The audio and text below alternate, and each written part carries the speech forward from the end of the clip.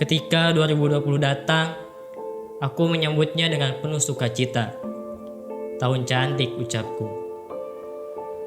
Tidak sabar dengan kejutan apa yang menantiku di sela-sela bulannya. Kurasa aku tidak sendiri.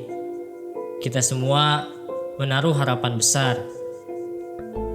Sampai kita lupa bahwa semakin besar menaruh harapan, semakin sakit ketika harapan kita dihancurkan.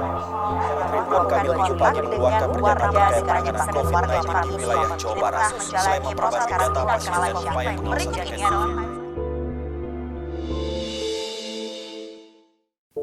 Maret 2020. Disitulah awal semuanya berubah. Kita yang sedang semangat-semangatnya menimba ilmu di pondok pesantren terpaksa dipulangkan. Sedih rasanya meninggalkan pesantren tercinta untuk sementara waktu. Tapi aku tahu ini untuk kebaikan kita semua. Karena aku percaya setelah badai yang hebat akan datang langit yang cerah. Begitu juga pandemi ini. Juli 2020. Akhirnya kita bisa kembali merajut mimpi di pesantren dengan segala prosedur dan protokol kesehatan yang ketat. Setibanya di pesantren, semua santri diarahkan menuju pos PSB, penerimaan santri baru. Barang-barang langsung disterilisasi dengan disinfektan, dilanjutkan pemeriksaan persyaratan untuk memasuki kamar. Lalu aktivitas kembali berjalan, tentunya dengan suasana dan kebiasaan yang berbeda. Yang biasanya makan bareng satu nampan, yang biasanya sowan cium tangan kepada guru, terpaksa tidak kita lakukan. Tiba-tiba hal-hal kecil ini menjadi terasa besar.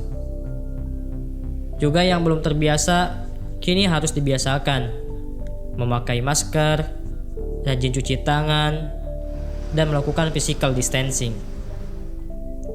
Tetapi ada saja santri yang membandel, tidak mau menerapkan protokol kesehatan. Harus ditegur dulu, baru ia mau menjalankannya. Menganggap remeh pandemi ini. Kalau kita pikir ulang, pesantren bisa menjadi klaster baru penyebaran COVID-19. Na'udzubillahi min dzalik. Seharusnya kesadaran datang dari diri sendiri, bukan dari orang lain. Apabila satu saja yang kena, maka berimbas kepada semuanya. Seharusnya kita sebagai santri menjadi pelindung garda terdepan para kiai, bukannya santri yang merusak dari dalam. Coba kita lihat sejarah. Santri terdahulu berperang, berjuang, berjihad melawan musuh yang nyata, yang nampak, yaitu para penjajah. Dan sekarang kita harus meneruskan perjuangan mereka melawan musuh-musuh. Tapi musuh yang mana? Musuh kita berbeda dengan yang dihadapi santri terdahulu. Musuh kita kini tidak nampak, yaitu virus corona ini. Lindungilah para kiai dengan ikhtiar lahiriah dan batiniah.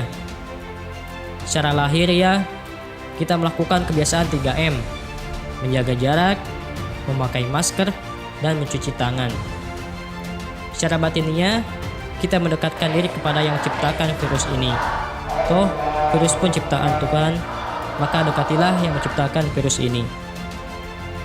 Untuk melawan pandemi ini, tidak bisa hanya satu saja yang peduli, sedang yang lain berdiam diri.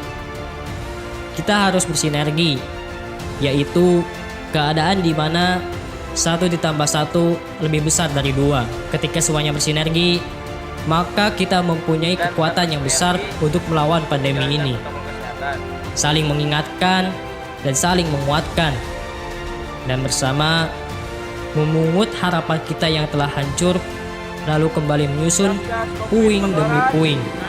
Bersama-sama bersinergi hingga harapan itu tumbuh kembali.